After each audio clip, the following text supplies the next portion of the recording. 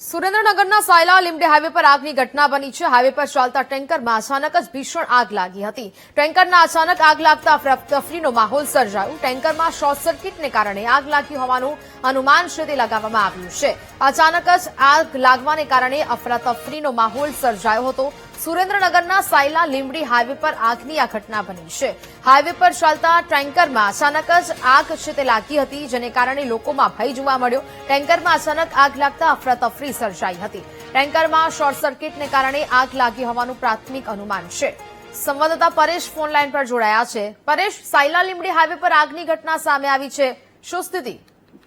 ને ચોક્કસથી જણાવી દઈએ તો સાયલા લીમડી જે હાઈવે છે તે વડોદ ગામના ઓવરબ્રિજ પાસે જે ગેસ ભરેલું ટેન્કર છે તેમાં આગ લાગી હોવાનું સામે આવ્યું હતું અને હાલ તો જે ફાયર બ્રિગેડ છે, પોલીસની ટીમ છે સહિતનો કાફલો છે તે ઘટના સ્થળે દોડી આવ્યો છે ને આગ બુઝાવવાની પણ કામગીરી હાથ ધરી છે। જ્યારે આગ લાગવાની ઘટના બનતા જ બંને સાઈડનો જે હાઈવે છે તે પણ બંધ કરી દેવામાં આવ્યો છે અને લાંબી કતારો પણ લાગી છે। જ્યારે મુસાફરો પણ જે ટ્રાફિકમાં ફસાયા છે અને હાલ જે છે તે ટેન્કરની આગ ઓલવવાની કામગીરી ફાયર દ્વારા ચાલુ છે।